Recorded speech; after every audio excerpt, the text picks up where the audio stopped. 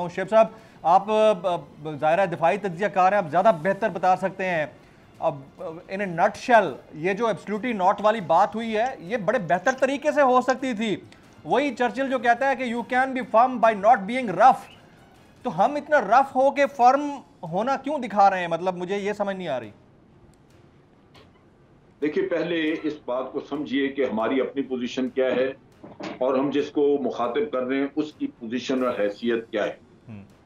हम पहले ही मालियाती अदारों के हाथ चढ़े हुए हैं, हम पहले ही एफएटीएफ के चक्कर में फंसे पड़े हैं और जिसको मुखातिब कर रहे हैं वो सुपर पावर है। बेशक वो एक कह लीजिए कि डूबता सूरज है, लेकिन आज भी उसके एलाइज और वो मिलके उनका बहुत होल्ड और बहुत बड़ा इन्फ्लुएंस है यूनाइटेड नेशन पे और यूनाइटेड नेशन के ज़ैली अदारों पे, इंटरनेशनल कोर्ट ऑफ जस्टिस पे और आईएमएफ और एफएटीएफ वगैरह सारे अदारों, ह्यूमन राइट्स की ऑर्गेनाइजेशन।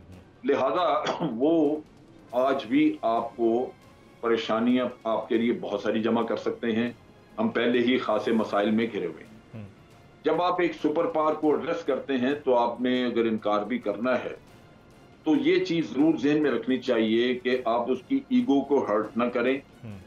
आप एरोगेंट नजर ना आए कि आप उसको मुंह चढ़ाता हुआ वो आपको देखे कि मुंह चढ़ा रहे हैं मेरा, कि मैं कुछ कर नहीं सकता।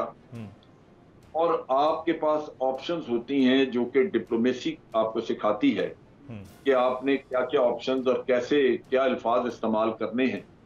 वो आप जरूर उसको देखें ताकि उसके मुताबिक बात की जाए, मौके के मुताबिक होगी और जिसको एड्रेस कर रहे हैं उसके मुताबिक होगी कि उसको भी वो एंटेगनाइज ना करे।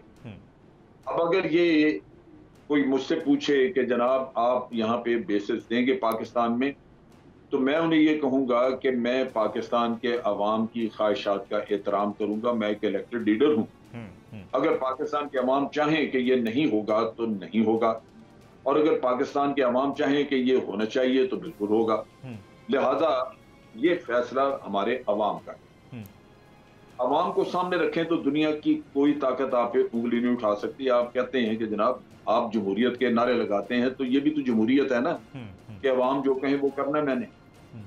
तो आप पार्लियामेंट को भी इस्तेमाल कर सकते थे, लेकिन जब आप कहते हैं एब्सोल्युटली नॉट, तो आप एक फिरौन नजर आते हैं। आप नजर आता है कि बड़े एरोगेंट हैं और नजर ये आता है कि आप उसकी ईगो को चैलेंज कर रहे हैं एक सुपर पावर।